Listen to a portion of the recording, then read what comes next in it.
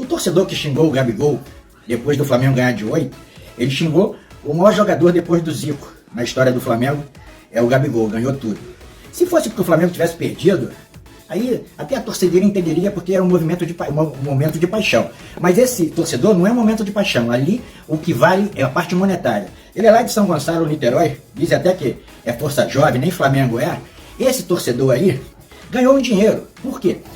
O Flamengo tem um grupo querendo desestabilizar a diretoria. E ele sabe que o Marcos Braz é amigo do Gabigol. Então o Gabigol virou alvo. Todo jogo vai ser xingado por esse que foi pago ou por outro que vai aparecer. Então, não caia nessa armadilha, torcedor. O Gabigol, por esse cara que xingou, ele é o maior ídolo da nação hoje.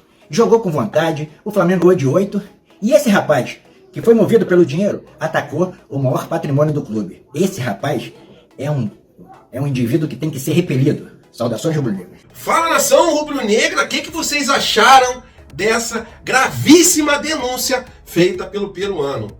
Dizendo até mesmo que o torcedor pode nem ser flamenguista e ser de torcida organizada do Vasco. Complicada demais essa situação em relação ali àquela confusão com o Gabigol. A gente vai falar também sobre a renovação do mesmo, né? O Flamengo está encaminhando a renovação com o Gabigol. Em relação à renovação, um alerta sobre o Matheus Cunha, porque Sevilha quer o Matheus Cunha, Cruzeiro quer o Matheus Cunha, daqui a 2 meses ele já pode assinar um pré-contrato. Falando sobre a parte do Sampaoli, agora ele está trancando o vestiário e só vai permitir jogadores e comissão técnica para cada vez mais as informações não vazem de dentro dos bastidores. Em relação ao Arrascaeta, nem cavalo aguenta com ele, né? Ele que resgatou um cavalo, ele está voltando para o time do Flamengo e depois desse jogo do Botafogo, a princípio contra o Racing, ele já vai estar apto para poder ser relacionado. E o Wesley, uma história muito curiosa sobre o destrinchar da carreira desse jovem lateral direito. Essas e outras vocês encontram agora aqui na Flageral TV, na sua Flageral TV. Mas antes do vídeo, se gostarem, deixe seu like, se inscreva no canal e vamos para as notícias, que é o que interessa. Incrível! Incrível! Nada é impossível! Isso aqui é Flamengo! E que grave denúncia a gente viu no começo do vídeo pelo peruano, que é um conselheiro do Flamengo, então ele tem informações ali privilegiadas sobre o torcedor que xingou ali, ofendeu o Gabigol. E pasmem, vocês viram o que ele disse, o torcedor recebeu dinheiro de um grupo que é contra a diretoria rubro-negra. Isso é extremamente grave, é uma denúncia ali que chega ao absurdo. Por quê? O cara ganhando dinheiro para poder desestabilizar um dos nossos maiores jogadores, isso não é normal, isso não é coisa de torcedor. E você viu que o peruano falou, né? O cara pode ser até mesmo vascaíno de torcida organizada. Então, a diretoria do Flamengo tem que apurar essas denúncias e agir o mais rápido possível. Porque isso pode descambar por uma situação de algum torcedor ali e bater de frente com um jogador, xingar o jogador, e a torcida entender que ele nem Flamengo é. Vide o caso do Gabigol, que ele falou que outro torcedor, em algum outro jogo, vai fazer a mesma situação. Então, bota em risco até mesmo a vida dessa pessoa que está ali para poder desestabilizar, mas com paixão não se brinca. Então, caso se confirme, né, a gente quer até acreditar que isso não seja verdade. Mas foi apurado, ele é um conselheiro, ele tem fontes grandes lá dentro do Flamengo, e a gente fica com essa pulga atrás da orelha, né? Até que ponto vai a oposição para desestabilizar, né? Cortando na própria carne para tentar ali subir pelo que falou o peruano. Então, tem que ser realmente apurado. Eu queria muito saber a sua opinião. O que vocês acham dessa situação toda? Gabigol, que é um jogador aí que está conversando com o Flamengo para poder renovar e atacar um dos nossos maiores ídolos dessa maneira baixa que foi, não passa batida. A torcida do Flamengo não vai esquecer. Essas palavras que o peruano falou já estão circulando em todos os lugares. E eu acho difícil esse torcedor voltar ao Maracanã. Eu acho difícil depois do que o peruano falou. E vocês entendem muito bem o porquê. Acho que eu não preciso explicar que futebol mexe com a paixão, com o coração das pessoas. E se viesse confirmar receber dinheiro para prejudicar o Flamengo por causa de política é um dos atos mais baixos que eu já vi no Flamengo desde 84, desde que eu nasci até hoje em dia. Queria muito saber a sua opinião. Gravíssima essa denúncia. E tem que ser apurada. Tem que ser apurada. E se puder, o jurídico agir, porque isso não pode realmente passar batido. E uma situação interessante que o Jornal Extra passou em relação ao Sampaoli.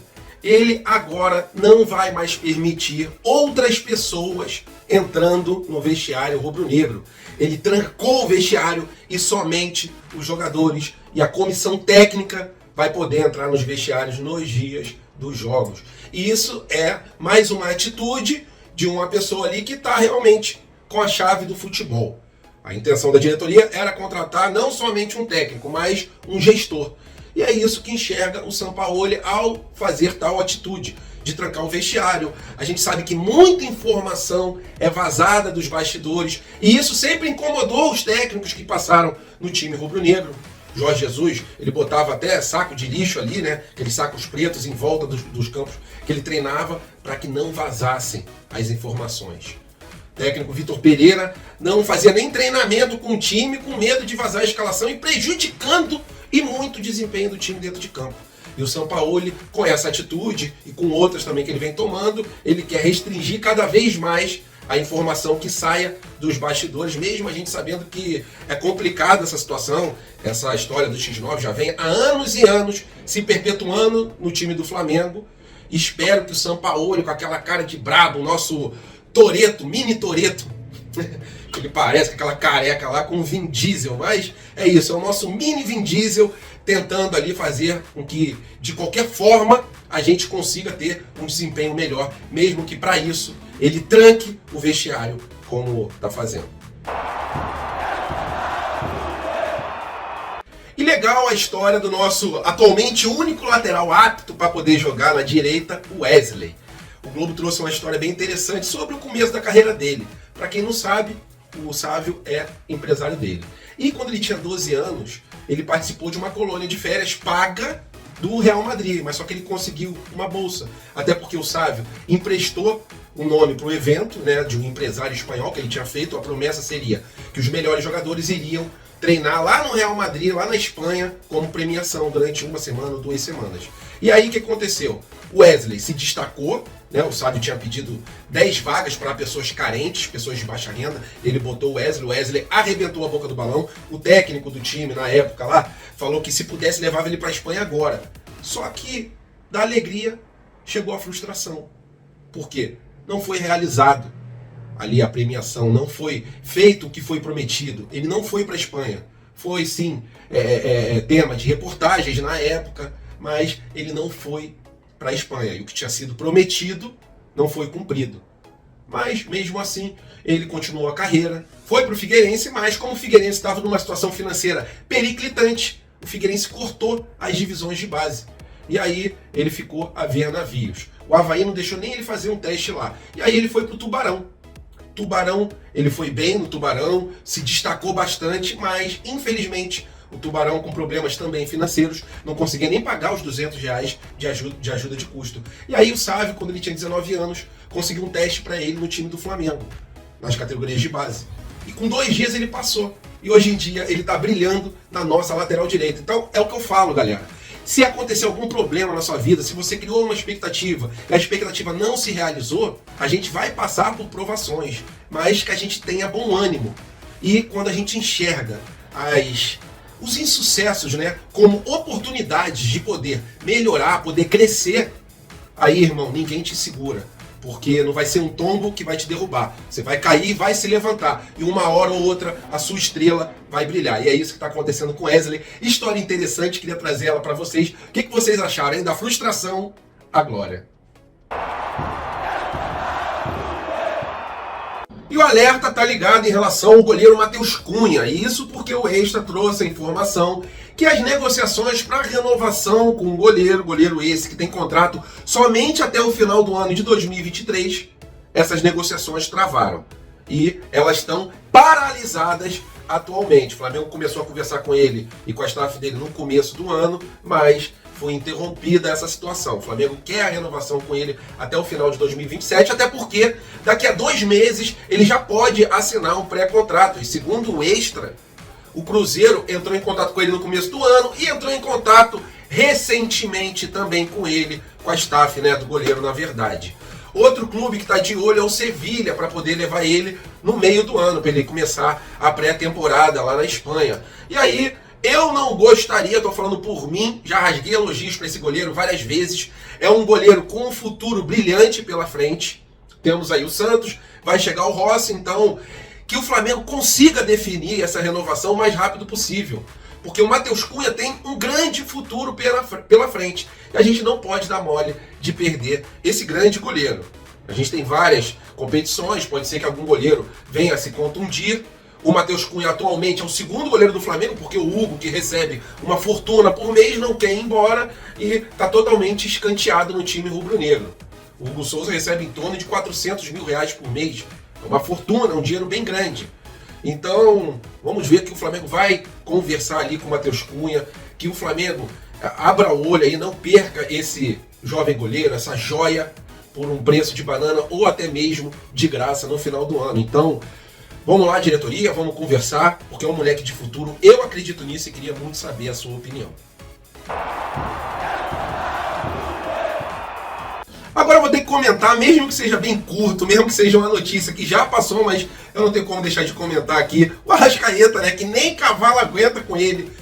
Um torcedor encontrou com ele em Vargem Grande e estava lá ele puxando um cavalo pela corda, né, para poder amarrar o cavalo num lugar seguro, para o cavalo ali não prejudicar o trânsito também. Uma boa ação do nosso Arrascaeta que está se recuperando de lesão. A gente sabe que o problema com ele é um problema mais profundo em relação à parte médica, mas ficou bem curiosa essa cena, né? O torcedor não acreditou quando viu o Arrascaeta ali.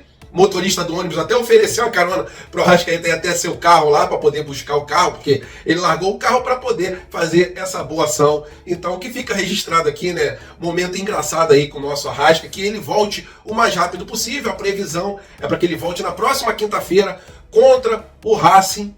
Arrascaeta que já está há um bom tempo aí de molho, né, no departamento médico, mas eu quero muito que o DM libere ele quando ele tiver totais condições de poder jogar. E a princípio, quinta-feira, ele já retorna, nem cavalo aguenta aí com a Arrascaeta. Queria muito saber a sua opinião. Engraçado pra caramba essa situação, uma situação bem atípica. É o que eu falo pro meu filho, tem coisas que só acontecem no Rio de Janeiro. Você vê um ídolo, jogador de futebol, pegando um cavalo, dando uma volta com o cavalo ali na corda. É uma coisa totalmente surreal, coisas que só acontecem aqui na cidade maravilhosa.